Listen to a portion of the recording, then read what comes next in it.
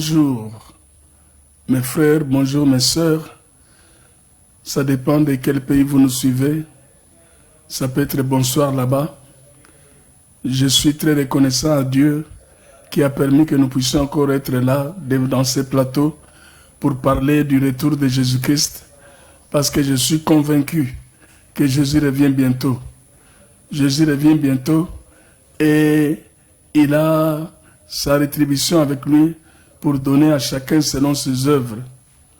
Aujourd'hui, nous allons parler sur quel jour et à quelle heure le Seigneur reviendra-t-il.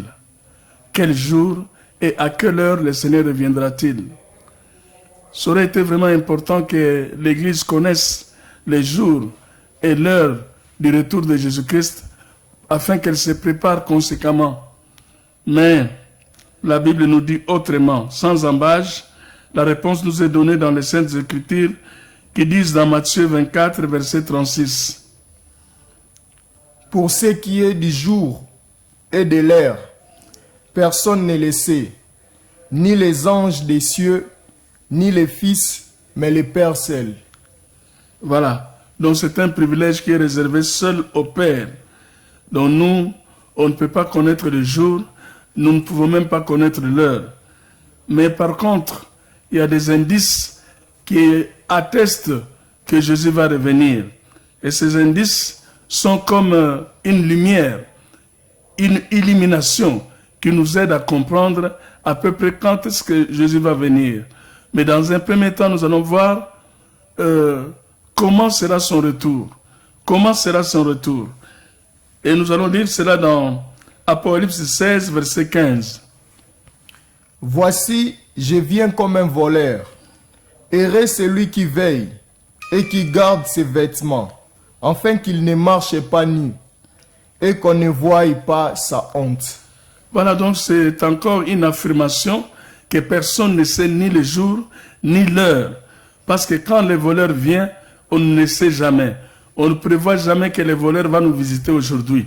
Il vient à l'improviste, à l'heure même où on ne s'attend pas. C'est l'heure-là qu'il va choisir pour venir. C'est lorsqu'on a oublié de fermer la fenêtre ou on a oublié de fermer la porte. C'est alors que ce jour-là, le voleur va s'introduire. Donc Jésus-Christ va venir par une surprise. Et ça sera une surprise pour d'aucuns, mais ça ne sera pas une surprise pour d'autres. Parce qu'il y a des indices qui vont nous aider à comprendre que Jésus est à peu près déjà en train de préparer son retour.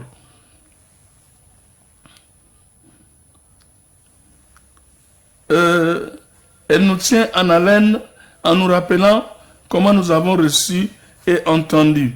C'est une parole certainement digne d'être reçue parce qu'elle nous tient en haleine. Elle veut vraiment que nous soyons prêts, que nous ne rejetons pas ce que nous avons reçu. Et quelle est cette parole? Nous allons lire cela dans Apocalypse 16, verset 15. Apocalypse 16, verset 15. Voici, je viens comme un voleur. Heureux celui qui veille et qui garde ses vêtements, afin qu'il ne marche pas nu et qu'on ne voie pas sa honte. Voilà. Donc nous devons être prêts. Nous devons nous préparer parce que Jésus-Christ va venir comme un voleur. Nous ne savons pas le jour. Nous ne connaissons pas aussi l'heure. Mais il nous dit qu'il viendra comme un voleur. Et si vous ne voulez pas ce jour-là avoir la honte d'avoir attendu Jésus en vain, vous devez vous préparer. Il ne faut pas qu'il vous trouve nu. Il faut qu'il vous trouve revêtu.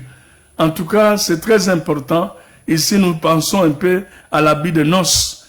Parce qu'il y a quelqu'un qui a été trouvé dans la salle de noces sans avoir l'habit de noces. Comment il est entré là-bas, on ne sait pas. En tout cas, avant d'entrer dans la salle de noces, on donnait gratuitement l'habit de noces à toute personne qui entrait. Donc cette personne était avare, elle était orgueilleuse. Elle avait refusé de se revêtir de l'habit qu'on lui a donné par l'organisateur de la fête. Ainsi donc, il a été jeté dehors.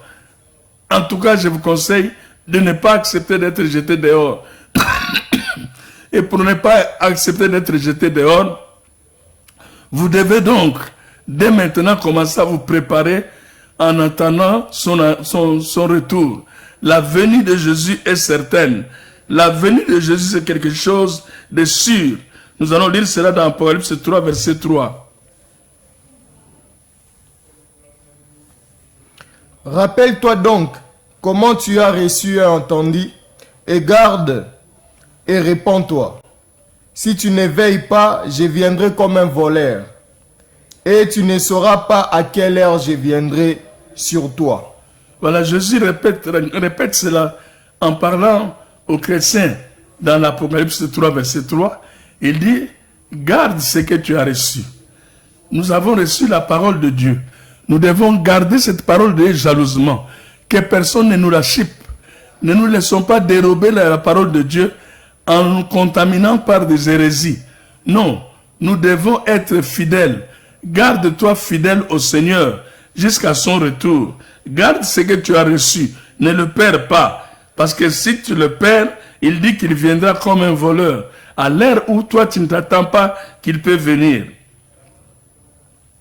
En tout cas, il y aura un tamis pour trier ceux qui seront dignes d'être enlevés. Les tamis là, nous allons le lire dans Matthieu 24, versets 40 à 42.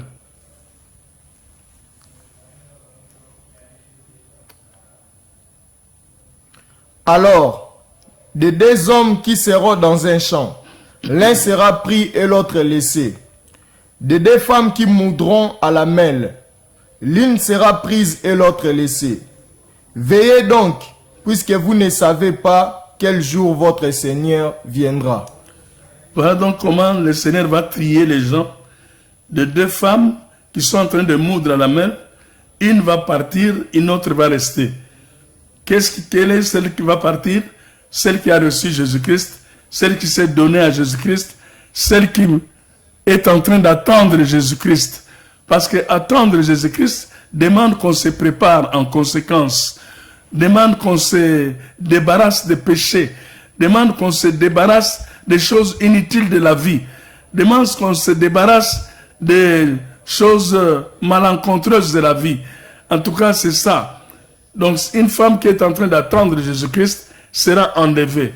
Et de deux hommes qui seront là, un sera pris et un autre sera enlevé. C'est pour nous dire que il ne faut pas s'attacher à n'importe qui. Parce que s'attacher à n'importe qui va permettre que tu puisses t'attacher à son péché, que tu puisses t'attacher à sa cupidité, que tu puisses t'attacher à son impudicité. Donc, il faut s'attacher à ceux qui aiment Jésus, à ceux qui s'attachent à Jésus, à ceux qui adorent Jésus, à ceux qui transportent Jésus réellement dans leur cœur. Il faut se tenir prêt chaque jour. Il faut se préparer à partir. À partir où? À partir au ciel. Parce qu'il viendra nous enlever pour nous amener au ciel. Nous allons le lire dans Matthieu 24, verset 44.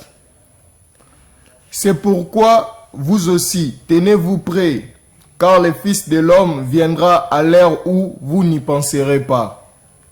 Ah, voilà. Donc, le Fils de l'homme viendra à l'incognito, à l'heure où personne ne pense qu'il peut venir. En tout cas, c'est à ce moment-là que Jésus va revenir. Et je suis sûr qu'il surprendra beaucoup de chrétiens dans des hôtels, qu'il surprendra beaucoup de chrétiens dans les magouilles, qu'il surprendra beaucoup de chrétiens en train de battre leurs femmes, qu'il surprendra beaucoup de chrétiens en train de se chamailler. C'est ça la figure que nous pouvons présenter qui va se faire lors de la venue de Jésus-Christ. Jésus-Christ va nous surprendre. Il va venir par surprise. Et beaucoup seront pris la main dans les sacs. Et ce sera regrettable. Mais la Bible dit, nous sommes des enfants de lumière. Et si nous sommes des enfants de lumière et que nous marchons dans la lumière, Jésus-Christ ne va pas nous surprendre ce jour-là. Parce qu'il va nous trouver déjà prêts en train de l'attendre. Parce que nous sommes des enfants de lumière. Comme nous en sommes des enfants de lumière, nous vivons dans la lumière, nous vivons dans la sincérité, nous vivons une vie glorieuse avec Jésus. Donc il ne va pas nous surprendre. Il va nous trouver déjà que nous sommes prêts à l'attendre. Nous lisons dans C'est là dans 1 Thessaloniciens 5, verset 4. Mais vous, frères, comme vous n'êtes pas dans les ténèbres, pour que ces jours vous surprennent comme un voleur, vous êtes tous des enfants de la lumière et des enfants du jour. Nous ne sommes point de la nuit ni des ténèbres. Ne dormons donc point comme les autres, mais veillons et soyons sobres. Car ceux qui dorment, dorment la nuit, et ceux qui s'enivrent, s'enivrent la nuit. Mais nous qui sommes du jour, soyons sobres, ayant revêtu la cuirasse de la foi et de la charité, et ayant pour casque l'espérance du salut. Ne dormons pas. Réveille-toi, toi qui dors. Réveille-toi d'entre les morts. Réveille-toi. Réveille-toi, mon frère. Réveille-toi, ma soeur. Ne te laisse pas endormir par le péché. Ne te laisse pas endormir par les joies du monde. Ne te laisse pas endormir par les plaisirs de ce monde. Les plaisirs de ce monde nous amadouent. Il nous amadoue pour nous endormir, pour que nous soyons distraits. Mais la Bible dit, nous sommes des enfants de lumière. Les enfants de lumière, et ils veillent. Les enfants de lumière, et ils ne dorment pas. Les enfants de lumière, ils ont la lumière. Ils marchent dans la lumière. Et ils font tout dans la lumière. Cependant, bien que nous ne connaissons pas les jours ni l'heure de sa venue, il nous a donné à comprendre entre les lignes des Écritures pour comprendre et avoir une idée globalisante sur la période de son retour. Donc Jésus n'a pas voulu nous laisser dans les qu'est-ce que c'est. Il nous a donné des indices qui sont dans la Bible et qui parlent approximativement de l'heure et du jour de sa venue. Pas exactement connaître les jours exacts et faire des calculs à se poumonner pour connaître quand est-ce que Jésus va venir. Non. Mais il nous a donné des indices qui peuvent nous aider à comprendre. Le premier indice, le Seigneur nous a donné des signaux pour nous permettre de nous préparer. Les premiers signaux, ce sont des signaux du temps. Les signaux du temps, il les fait avec la formation de l'Église. Pendant 2000 ans, Jésus va se mettre à former une Église. Et pendant les 2000 ans, vous allez constater qu'Israël est jeté dehors, hors de la Palestine. Israël est mené en déportation pendant 2000 ans. Et nous allons expliquer cela tout à l'heure. Alors, par exemple, lorsqu'il visite la Samarie, la Bible dit qu'il y est resté 2 jours. Et après 2 jours, il a quitté la Samarie. Nous lisons cela dans Jean 4, versets 40 à 43. Aussi, quand les Samaritains vinrent les trouver, 40 et 43. ils les prièrent de rester auprès d'eux. Et il resta là 2 jours.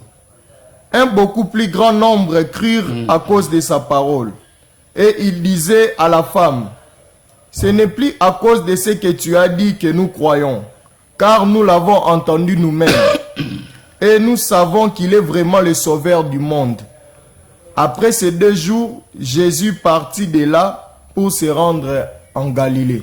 Voilà. Jésus a quitté la Judée. Il a transité par la Samarie.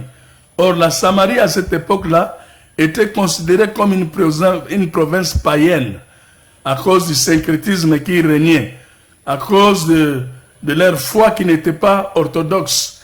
Ainsi donc, les Juifs considéraient la Samarie comme un territoire païen. Et Jésus est allé dans un territoire païen pour prêcher. Et il a prêché pendant combien de jours? La Bible dit qu'il a prêché, il est resté là-bas pendant 2 jours. Et je vous dis que les 2 jours-là, ce sont les 2 jours que le Seigneur s'est donné pour former l'Église depuis le temps des apôtres jusqu'à aujourd'hui. Ce sont les 2 jours que le Seigneur s'est donné pour former l'Église. En considérant les deux deniers que le Seigneur a donnés au propriétaire de l'hôtel afin de prendre en charge l'infortuné qui était frappé et qui était laissé pour mort, que le bon Samaritain avait ramassé dans la rue et qu'il a mis sur son cheval, qu'il a amené jusqu'à l'hôtel. La Bible dit il a payé 2 deniers. Nous allons le lire dans Luc 10, verset 35. Le lendemain, il tira 2 deniers, les donna à l'hôte et dit, « Aie soin de lui, et ce que tu dépenseras de plus, je te le rendrai à mon retour. » Voilà donc. Il n'a pas dit, les 2 deniers vont suffire. Mais si tu as un supplément à payer, paye-les, je vais te les rendre. Cela veut dire que il y a un couac quand nous disons que Jésus va revenir dans 2000 ans. Dans 2000 ans, c'est une probabilité. Mais ce n'est pas une affirmation. Parce que lui-même ici, il dit, s'il y a à ajouter, je vais ajouter. Donc, il n'a pas dit que les 2 deniers suffisaient. Or, nous savons que, à cette époque-là, un denier était le salaire qu'on payait à un ouvrier par jour de travail. Et 2 deniers équivalaient à 2 jours de travail. Or, Pierre va nous dire plus tard que selon lui, pour le Seigneur, un jour égale 1000 ans et 1000 ans égale un jour. Et si pour le Seigneur, un jour égale 1000 ans, c'est-à-dire que 2 jours que Jésus a fait en Samarie, plus le 2 deniers qu'il a payé au maître de l'hôtel, ça veut dire qu'il a fait une économie de 2000 ans pour former l'Église. Nous allons le lire dans 2 Pierre 3, verset 8. Mais il est une chose, bien-aimés, que vous ne devez pas ignorer. C'est que devant le Seigneur, un jour est comme 1000 ans. Et 1000 ans sont comme un jour. Voilà.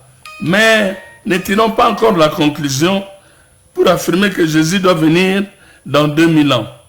Parce que nous trouvons une autre démarche dans Osée 6, verset 1 à 2, où il est écrit,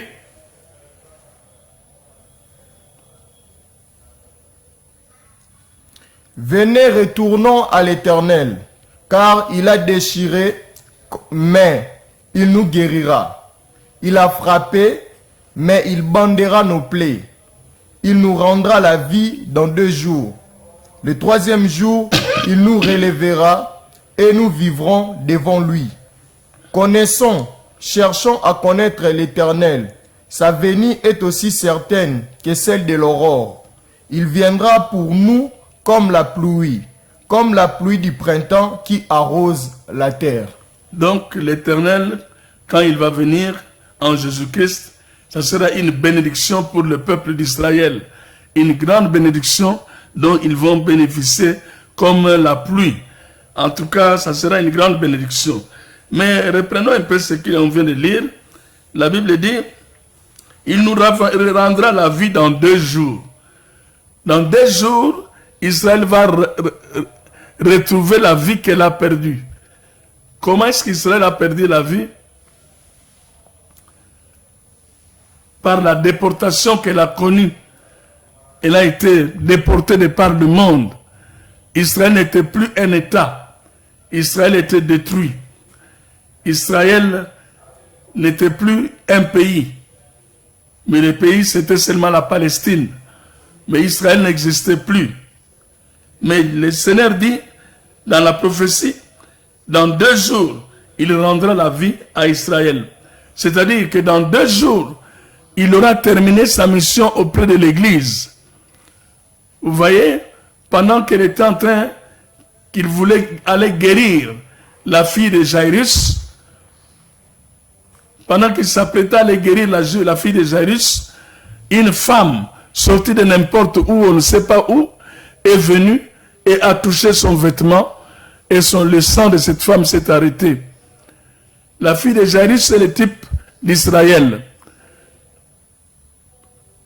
Tandis que le Seigneur a donné au propriétaire de l'hôtel afin de prendre en charge l'infortuné qui était frappé et qui était laissé pour mort, que le bon Samaritain avait ramassé dans la rue et qu'il a mis sur son cheval, qu'il a amené jusqu'à l'hôtel. La Bible dit, il a payé 2 deniers. Nous allons le lire dans Luc 10, verset 35. Le lendemain, il tira 2 deniers, les donna à l'autre et dit, « Aie soin de lui, et ce que tu dépenseras de plus, je te le rendrai à mon retour. » Voilà donc. Il n'a pas dit, les 2 deniers vont suffire. Mais si tu as un supplément à payer, paye-les, je vais te le rendre. Cela veut dire que il y a un couac quand nous disons que Jésus va revenir dans 2000 ans. Dans 2000 ans, c'est une probabilité. Mais ce n'est pas une affirmation. Parce que lui-même ici, il dit, s'il y a à ajouter, je vais ajouter. Donc, il n'a pas dit que les 2 deniers suffisaient. Or, nous savons que, à cette époque-là, un denier était le salaire qu'on payait à un ouvrier par jour de travail. Et 2 deniers équivalaient à 2 jours de travail. Or, Pierre va nous dire plus tard que selon lui, pour le Seigneur, un jour égale 1000 ans et 1000 ans égale un jour.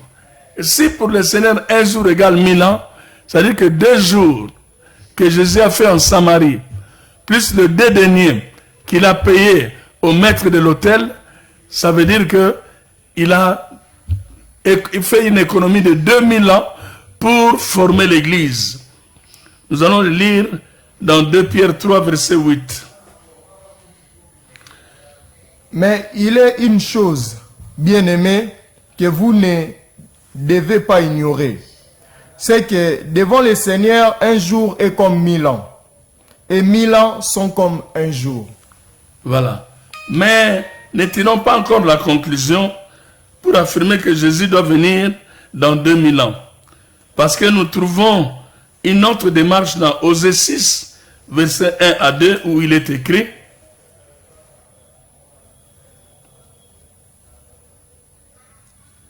Venez, retournons à l'Éternel, car il a déchiré, mais il nous guérira. Il a frappé, mais il bandera nos plaies. Il nous rendra la vie dans 2 jours. Le 3e jour, il nous relèvera et nous vivrons devant lui. Connaissons, cherchons à connaître l'Éternel. Sa venue est aussi certaine que celle de l'aurore. Il viendra pour nous comme la pluie du printemps qui arrose la terre. » Donc l'Éternel, quand il va venir en Jésus-Christ, ça sera une bénédiction pour le peuple d'Israël. Une grande bénédiction dont ils vont bénéficier comme la pluie. En tout cas, ça sera une grande bénédiction. Mais reprenons un peu ce qu'on vient de lire. La Bible dit, il nous rendra la vie dans 2 jours. Dans 2 jours, Israël va retrouver la vie qu'elle a perdue. Comment est-ce qu'Israël a perdu la vie? Par la déportation qu'elle a connue. Elle a été déportée de par le monde. Israël n'était plus un État. Israël était détruit. Israël n'était plus un pays. Mais le pays, c'était seulement la Palestine. Mais Israël n'existait plus. Mais le Seigneur dit, dans la prophétie, dans 2 jours, il rendra la vie à Israël. C'est-à-dire que dans 2 jours, il aura terminé sa mission auprès de l'Église. Vous voyez, pendant qu'elle était en train, qu'il voulait aller guérir la fille de Jairus, pendant qu'il s'apprêtait à aller guérir la fille de Jairus, une femme sortie de n'importe où, on ne sait pas où, est venue et a touché son vêtement, et le sang de cette femme s'est arrêté. La fille de Jairus, c'est le type d'Israël. Tandis que Jésus était venu d'abord pour les brebis perdues d'Israël. Mais l'infiltration de l'Église s'est faite à travers cette femme-là qui est venue de je ne sais où et qui a touché les vêtements de Jésus et Jésus a été guéri. Et cette femme a été guérie immédiatement après avoir touché les vêtements de Jésus. Cette femme-là est le type de l'Église. C'est l'image même de l'Église qui a profité du rejet d'Israël. Israël a rejeté Jésus-Christ, son Rédempteur. Israël a rejeté Jésus-Christ, son Sauveur. Et l'Église en a profité pour saisir l'opportunité du salut. Donc l'Église est une bénédiction, est une parenthèse dans l'histoire du salut. L'Église est une parenthèse dans l'histoire du salut. C'est ce que je voulais dire. Donc dans 2 jours, les 2 jours, ce sont la période où Jésus-Christ s'est occupé de cette femme-là. Cette période-là, on est venu dire après à Jésus, à Jairus, n'importune plus le maître, ta fille est morte. Ta fille est morte, n'importune plus le maître. Alors, il était désespéré, mais Jésus lui a dit, crois seulement. Et Jésus a libéré cette femme-là. Elle est maintenant revenue pour aller poursuivre chez Jairus et aller guérir la fille de Jairus. C'est-à-dire, Jésus a mis fin de sa relation privilégiée avec l'Église pour retrouver maintenant le peuple terrestre de Dieu qui est Israël. Parce que Israël, c'est le peuple terrestre de Dieu, alors que l'Église, c'est le peuple céleste de Dieu. Et sa mission a terminé envers l'Église. Maintenant, il va retourner vers Israël pour s'occuper d'Israël, pour aller donner la vie à Israël. Et cela s'est fait en 1945. Je vais vous expliquer ça tout à l'heure. Maintenant, je vais parler du deuxième signe, Israël comme horloge de la prophétie biblique. Israël comme horloge de la prophétie biblique. En scrutant tout ce qui se passe en Israël, un enfant de Dieu peut analyser le temps auquel nous sommes. Israël est le figuier dans la Bible. Quand on parle de figuier dans la Bible, ça parle du peuple d'Israël. Nous lisons cela dans Marc 11, versets 13 à 14. Apercevant de loin un figuier qui avait des feuilles, il alla voir s'il y trouverait quelque chose. Et s'en étant approché, il ne trouva que des feuilles, car ce n'était pas la saison des figues. Prenant alors la parole, il lui dit, que jamais personne ne mange de ton fruit. Et ses disciples l'entendirent. Ici, le Seigneur a maudit les figuiers. Pourquoi? Parce qu'il attendait quand même que le figuier lui donne des fruits. Tout être humain a été créé pour donner des fruits à Dieu. Mais quel fruit tu produis pour ton Dieu? Quel fruit tu produis pour ton Dieu? Ce sont des fruits criminels? Ce sont des fruits de la prostitution? Ce sont les fruits des disputes? Ce sont des fruits de mensonges? Quels sont les fruits que tu produis pour ton Dieu? Parce que si tu ne produis pas les fruits, Dieu va te maudire. Parce que tu es en train d'utiliser inutilement la terre sur laquelle il t'a mis. Tu es sur la terre que Dieu a créée. Et toi, tu ne donnes pas de fruits à Dieu. Dieu voudrait voir des fruits meilleurs sortir de toi. L'amour, la joie, la longanimité, la tempérance. Dieu voudrait voir que tu es un semeur de joie. Partout où tu passes, les gens sont heureux. Voilà les fruits que Dieu compte voir dans ta vie. Mais quel fruit tu es en train de lui donner? Et la Bible dit, prenant la parole alors, il lui dit, que jamais personne ne mange de ton fruit. Et les disciples avaient pensé que Jésus avait fait une blague. Mais au retour, nous lisons dans Marc 11, versets 20 à 21. Le matin, en passant, les disciples virent les figuiers séchés jusqu'aux racines. Pierre, se rappelant ce qui s'était passé, dit à Jésus, « Rabbi, regarde les figuiers que tu as maudits à sécher. » Quand Jésus dit une chose, elle arrive. Jésus ne parle jamais en vain. Lorsqu'elle dit une chose, la chose arrive. Et c'est ce qui est arrivé. Il a maudit le figuier et à l'instant le figuier a séché. Cette prophétie s'est réalisée encore dans une autre prophétie que Jésus a donnée dans Luc 19, versets 43 à 44. Il viendra sur toi des jours où tes ennemis t'environneront des tranchées, t'enfermeront et te serreront de toutes parts. Ils te détruiront, toi et tes enfants au milieu de toi, et ils ne laisseront pas en toi pierre sur pierre, parce que tu n'as pas connu le temps où tu as été visité. Voilà, ils avaient la visite du roi des rois. Ils avaient la visite du Seigneur des seigneurs. Ils avaient la visite du sauveur de l'humanité. Mais ils ne l'ont pas reconnu comme étant leur sauveur. Ils l'ont rejeté. Parce qu'ils l'ont rejeté, voilà donc Jésus est en train de prophétiser ici. Il dit, tes ennemis vont t'entourer. Ils vont te détruire. Ils vont t'écraser. Il ne restera sur toi aucune pierre sur une pierre. C'est ce que Jésus est en train de dire. En tout cas,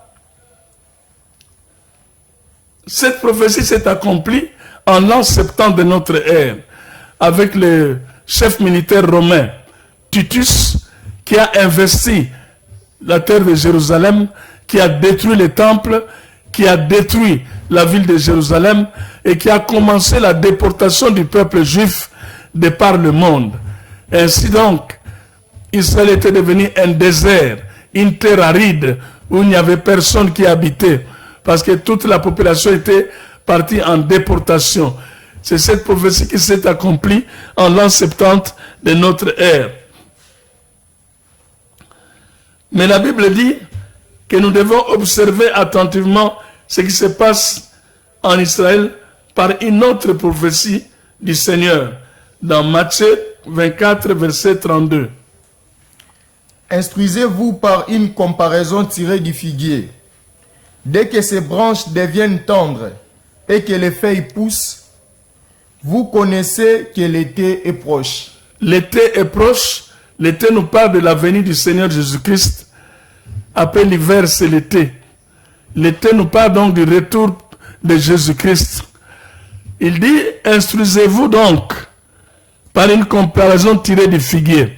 Dès que ces branches deviennent tendres et que les feuilles poussent, vous connaissez que l'été est proche. Il veut dire quoi? Nous tous, nous devons observer ce qui se passe en Israël. Ce figuier qui a été maudit. Mais depuis 1945, Israël est repeuplé par son peuple. Son peuple a quitté la déportation pour revenir s'installer de nouveau en Israël. Israël est devenu un pays, une nation, et voire même une puissance nucléaire et économique mondiale. Israël a pu faire la guerre au peuple arabe. Tous les Arabes contre les petits Israël, mais Israël les a tous vaincus. Parce que la parole de Dieu a dit, je vous ramènerai de partout où je vous ai déporté. Je vous ramènerai dans votre pays. Et quand Dieu a dit et qu'il ramène son peuple, personne ne peut se tenir pour dire non. Donc voilà, donc nous sommes en train de voir là que le figuier qui est en train de refleurir, c'est Israël qui est en train de germer et qui a pris du poids. Israël donc est revenu sur ces terres en Palestine. Et aujourd'hui même, je laisse-moi vous dire que Jérusalem est redevenue la capitale éternelle d'Israël. Parce que jusque-là, la capitale c'était Tel Aviv.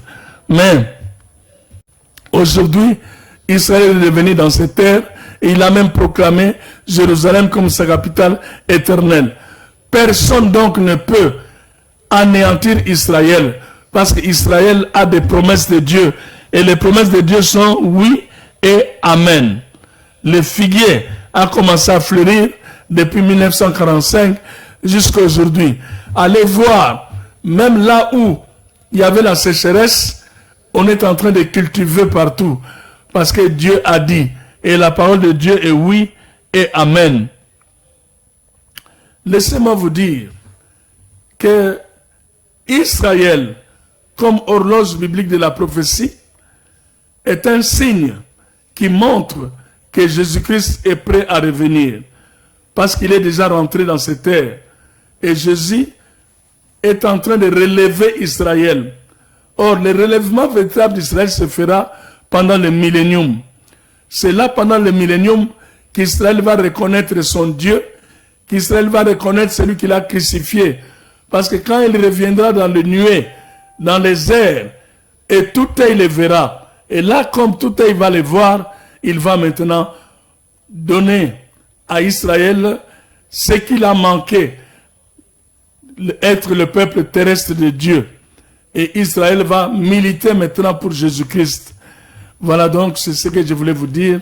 Et nous avons un autre signe que nous avons dit, c'était l'association avec l'Église. L'Église, tenez-vous prêts. 2000 ans qui vous ont été donnés sont déjà passés.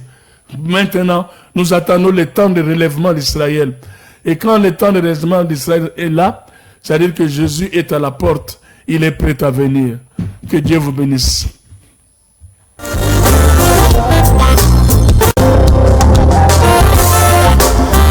Cette parole fait que cette parole, Seigneur, puisse porter des fruits dans la vie de chacun au nom de Jésus-Christ. Je bénis tous ceux qui ont écouté.